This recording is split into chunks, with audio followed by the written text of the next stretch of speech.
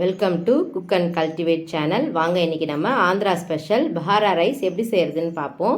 தேவையான பொருட்கள்: மிளகு, சீரகம், தனியா, பிரிஞ்சி இலை, 4 முந்திரி பருப்பு, சோம்பு, 2 பட்டை, 2 ஏலக்காய், 2 கிராம்பு. இவங்க எல்லாத்தையும் முதல்ல அப்படியே பொடிச்சிக்கிறோம் மிக்சி ஜாரில் போட்டுட்டு.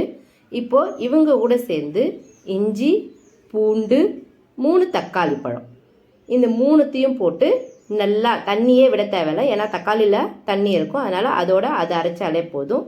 தேங்காய் வேணும்னா போட்டுக்கலாம், தேங்காய் போட்டிங்கன்னா அது ஒரு டேஸ்ட் கிடைக்கும். 3த்தையும் நல்லா ஃபைன் பேஸ்ட்டாக நல்லா அரைச்சிக்கோங்க. இந்த டிஷ் செய்கிறதுக்கு நான் வெள்ளை வெங்காயம் தான் எடுத்திருக்கேன். வெள்ளை வெங்காயத்தை நல்லா நீல வாக்கில் நறுக்கிக்கிறோம்.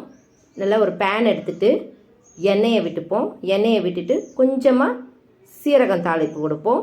சீரகம் தாளித்த உடனே கொஞ்சம் நீட்டு வாக்கில் நறுக்கி வச்சுருக்க வெங்காயத்தை போட்டு நல்லா வதக்குவோம். நல்லா வதங்கட்டும். அவங்க வெங்காயம் நல்லா வதங்கினாதான் டிஷ் நல்லா இருக்கும். நல்லா வெங்காயம் வதங்கின பிறகு கொத்தமல்லி, கருவேப்பிலை, புதினா 3த்தையும் ஒன்றா போட்டு வதக்கிடலாம். தேவைக்கு ஏற்ப உப்பு போட்டுப்போம்.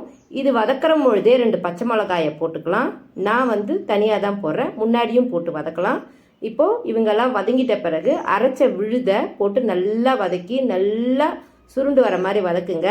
நல்லா அந்த அரைச்ச விழுதும் நல்லா வதங்கி நிறம் மாறின உடனே தேவைக்கு ஏற்ப அரிசி, இந்த டிஷ் செய்யறதுக்கு தேவையான அரிசி நம்ம ஊற வச்சுருப்போம் இல்லைங்களா, அந்த அரிசிக்கு ஏற்ற அளவு தண்ணியை விட்டுப்போம். நான் சீரக சம்பா நொய் தான் எடுத்துருக்கிறேன் இந்த ரைஸ் செய்யறதுக்கு. இப்போது நல்லா கொதி வந்துடுச்சு, தண்ணி நுரைச்சி நல்லா கொதி வந்ததும் ஊற வச்ச அரிசியை போட்டு நல்லா சிம்மிலையே வச்சு ஒரு கலரி சிம்மில் வச்சு தட்டு போட்டு நான் மூடிடுறேன். ஒரு 10 மினிட்ஸ் கழிச்சு நான் திறந்து பார்த்தேன்னா சூப்பரான பஹாரா ரைஸ் நமக்கு ரெடி ஆகிடும். இப்போது இந்த ரைஸோட நான் பச்சை மிளகா நான் இப்போ தான் ஆட் பண்ணிக்கிறேன். நீங்கள் முன்னாடியே கூட நீங்கள் ஆட் பண்ணலாம், தப்பு கிடையாது. நான் ஒரு பெரிய குடமிளகாயை எடுத்துக்கிறேன். இறக்குற ஸ்டேஜில் தான் நம்ம இந்த குடமிளகாயை எடுத்துருக்குறோம். குடமிளகாயை நல்லா சின்ன சின்ன மெலீஸு பீஸாக நறுக்கி இறக்குறச்சே ஒரு கலரி போட்டு கலர்னோம்னா சூப்பரான பஹாரா ரைஸ் ரெடி ஆகிடும். கண்டிப்பாக ட்ரை பண்ணி பாருங்கள். இது ஒரு ஆந்திரா டிஷ், கண்டிப்பாக ட்ரை பண்ணுங்கள்.